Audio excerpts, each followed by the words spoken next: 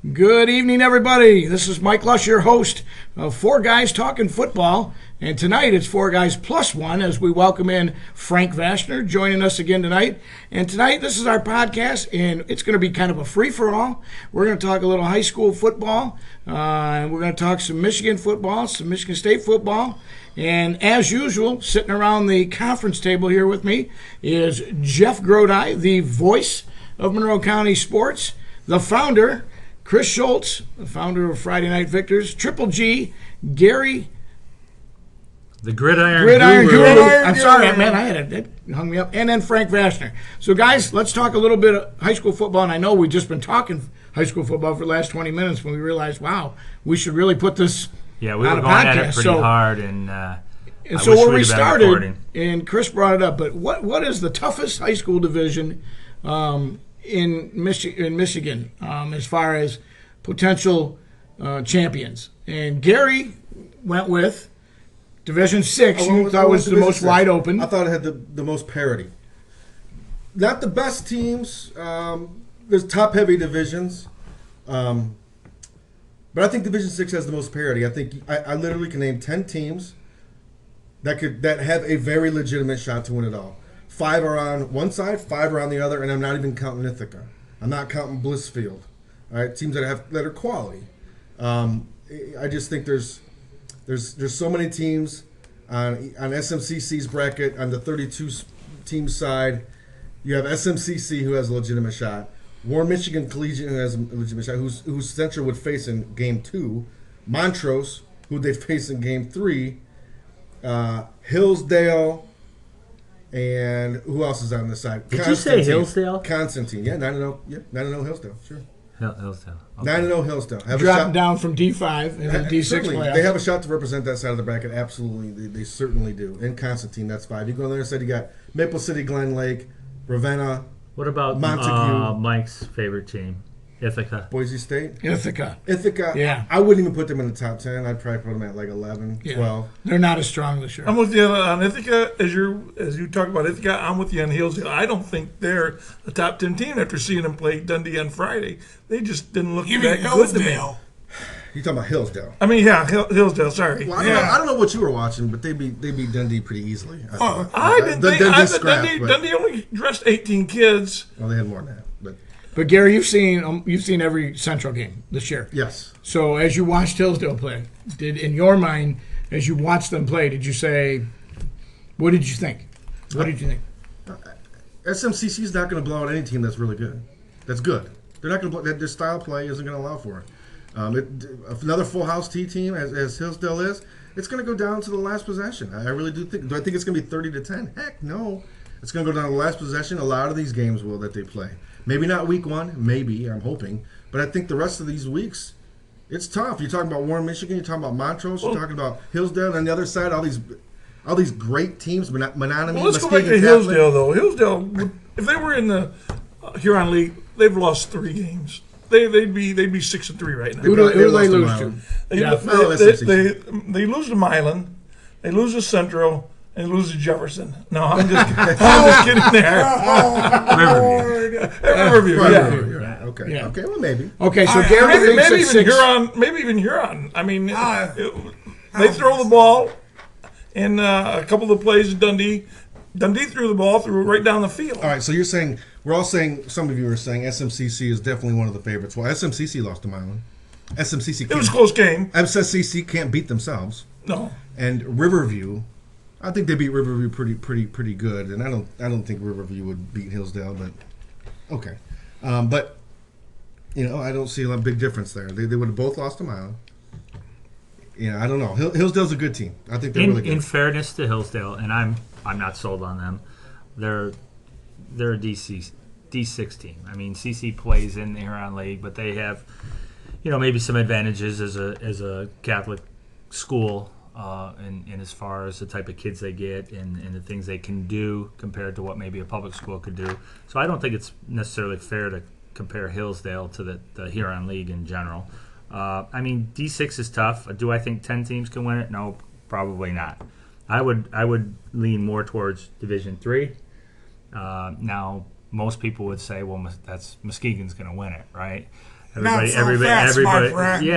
said that last year that they were going to win Division II, and they didn't because they lost to Martin Luther King. But if you look at some of the teams in here, you look at River Rouge, you look at Orchard Lake St. Mary's, Birmingham Brother Rice, you throw in an undefeated Chelsea team, you throw in undefeated Edwardsburg, who won Division IV last year.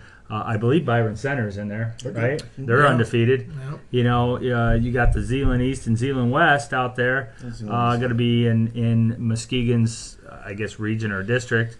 And then you throw in someone like Cedar Springs and Mason, who's undefeated. That's a tough. That's a road. tough division too. That's a tough division. Now Muskegon's got players who are going to a few different Division I schools, and they've got that great tradition there. But as Frank would say, it's kind of a murderer's row.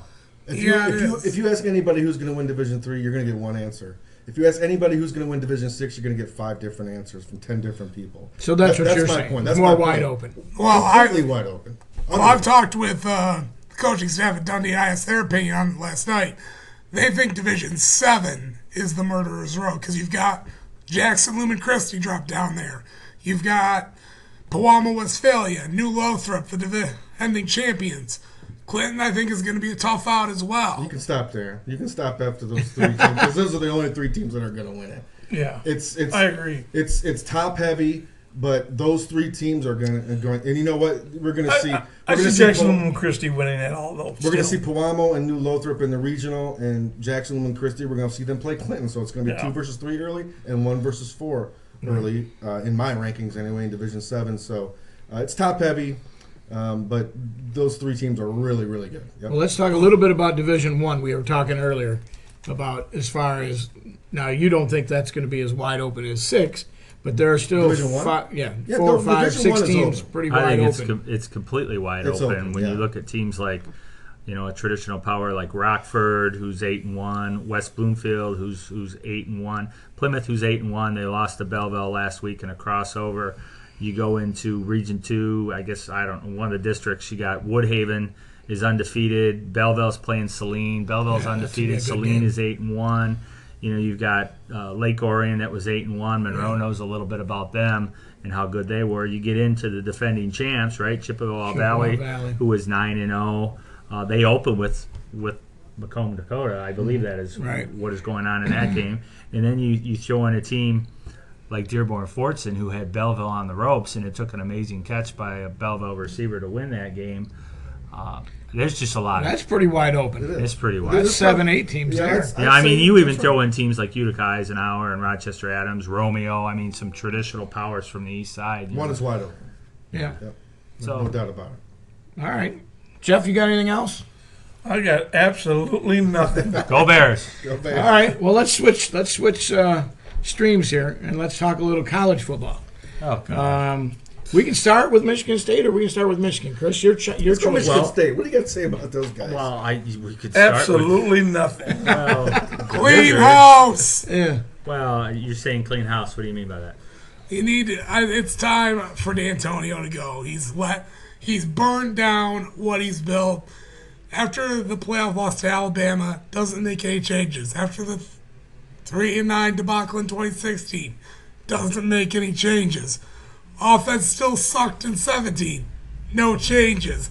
18, offense still couldn't score. I'm just going to reshuffle my deck furniture and have different guys in different spots, but they're all going to still have jobs. So you're gonna you say fire D'Antonio is what you're saying? Or ask him to leave at the end of the year. He's due a $4.3 million bonus January 10th. I am aware of that. He ain't leaving. Well, What here's the if they thing. got him loose before then? Well, he wouldn't doesn't get the get bonus? it. But here's the thing. They're not going to fire the all-time winningest coach in Michigan State history, right? It was said on the TV the other day that he's a surefire Hall of Famer, college Hall of Famer. He's going to have a statue. They're not going to fire him, Well, right? it won't be With- announced as a firing, but I can see a scenario where they Let say, him step Mark, up, thank bow you out. for everything. He's going to retire. We're going to make it sound like you retired, but even though you're not going to have your job here, Well, Chris, they'll build a and statue and all that I stuff. would like to see him retire because I'd like to see some people come in, whether it was Pat Narduzzi or a buddy of mine suggested that you go right into Kansas and you go get what's the clown? The Michigan guy. Les Miles Les no, Miles. no. Bringing The him guy I would like is Matt Campbell, from Okay. Iowa State, formerly from Toledo. yes. Oh, okay. So Yep. we want to bring a Toledo guy in. Okay. So what do you, He's as a not fan, directly Chris, from what do you Toledo. think? And now I'm asking you as a fan. I would say this. Here's where it went wrong, and I don't think it had anything to do with the offense. That loss to Alabama, Michigan State showed that year that they deserved to be in the playoff. The problem was he realized after getting beat by Alabama that I've got to do something to chase those teams, and he went out and hired Curtis Blackwell. Now, I'm not going to scapegoat Curtis Blackwell, but they decided they were going to have to take some chances on a few questionable characters to try and up the talent. Because let's face it, Michigan State doesn't get the talent that those other schools do.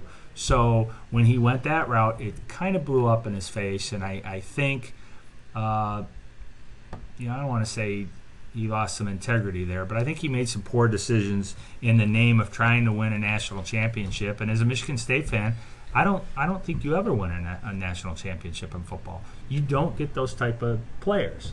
So you look at the 3 games they've lost, they haven't won, right? They oafed in October. They lost to Wisconsin, who was number 8, I believe. They lost to Penn State, who was number 6, and they lost to number 4, Ohio State. They don't have the talent to match those teams, period. They don't get the recruits. They get out-recruited by all 3 of those schools, including Wisconsin. But you come into the year, though, all you heard was Michigan State's going to have a historic defense. Well, Greatest defense, and it's not. but here's the thing. I think it's a very good defense. The problem is they're on the field all the time. Now, I do think one of the things that happened is in a guy that they miss, I was thinking about this in the car on the way over, they miss a guy like Kari Willis. He was a good, solid, all Big Ten football player, but even more than that, he was a character guy. And when you lose a good character guy like that, it takes away from a team maybe a little bit more than you realize. And Well, I agree with you, Chris. I think some of the issue isn't just D'Antonio's refusal to adjust or make change. I think a lot of it is in that locker room. And if you I think they've got something going on. Yeah, I think if you start recruiting, like you said, some questionable personalities, and you put them in a locker room that isn't used to having them there, I mean, that's not their culture. And in a sense, what you're saying is, well, we're going to try to change the culture, but not necessarily in a good way. And I think it plays out on the field.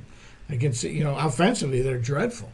Yeah, and I don't think they have any bad characters in that locker room right now, but I think it's just kind of what has happened is they've had so many defections because of those type of guys being let go. You just don't have much there. Like, they don't have a speed receiver. Now, if they get Naylor back, who's been hurt all year, he's a sophomore. He's out for the year.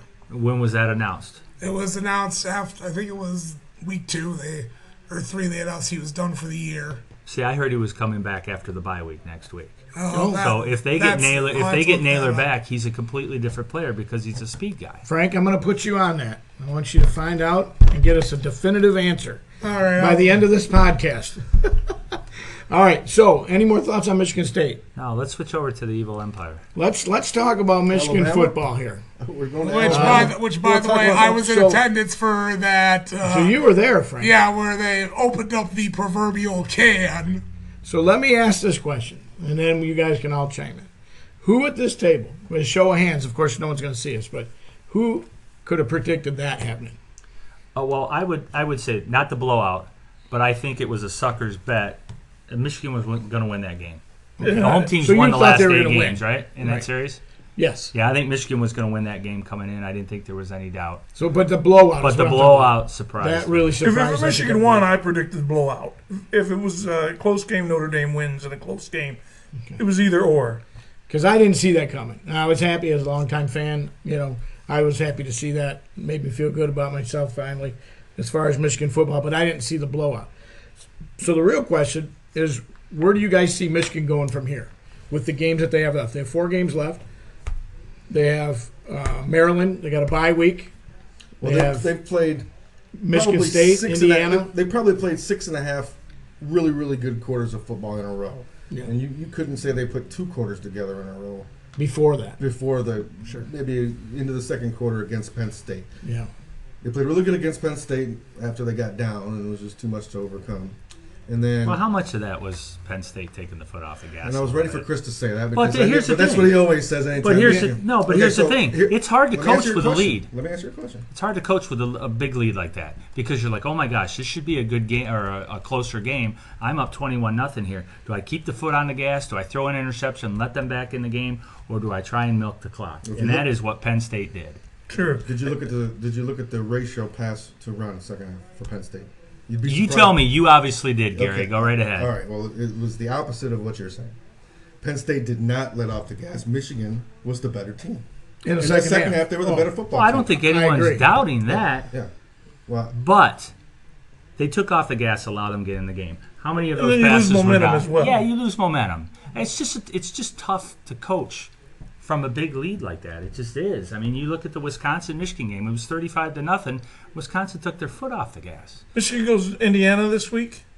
No, they At Maryland. at Maryland. this At week? Maryland. So beat here, Maryland. go ahead. Finish your thought, Jeff. No, I thought if they went to Indiana, it'd be a very close game. But since they're going to Maryland, Maryland's a pretty good team. That could be a close game as well. So I mean, Here's the thing that after I a think, big Well, win, Penn State let off the gas and allowed Michigan to come back. but it gave because Michigan Michigan's not that confidence. good. And then, but Michigan went out and beat Notre Dame by. I don't And think now their anyone said confidence Michigan's is not sky that high. good. Oh, You know what I mean? okay. So I mean, you have Maryland left, you have Indiana left, not necessarily in that order. and Michigan you have State Michigan State, and Ohio State. State. But I think here's my opinion. So as I'm watching the game, my thought process changed from we're going to get beat by 60 by Ohio State when they come to Ann Arbor, and now I think Michigan's going to play well enough that it's not going to be embarrassing. If that makes any sense. Michigan beats Ohio State. See, I know In the Jeff big called house. it in the big house. Now, is it a possibility? Yeah, we've seen weirder things happen. Well, yeah, the I don't think 1969 so. team when Ohio State Sure. came in. They Well, were well, here's the compared question. to Minnesota Why do you- Vikings of professional football. Why do Michigan you upset think them. Michigan would beat Ohio State? What about what you saw the other night makes you think they can beat Ohio State? Nothing. I'm I just saying. saw- Because Shea Patterson was okay.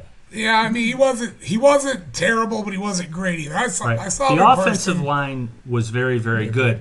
But do you see them doing that to Ohio State? No, because Ohio State is in a different planet than Notre Dame. Hard to play on the road though in the Big Ten. It is.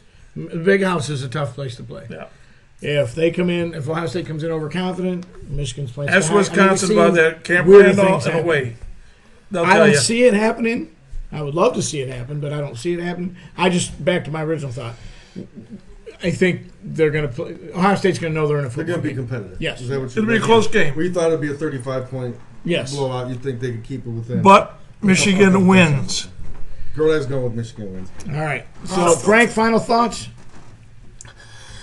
Well, being that it's Froggy. high school playoffs going on this weekend, what first round game you guys most excited for? What do you think is going to be the best one? St. Mary Catholic Center and Clintondale. I second that.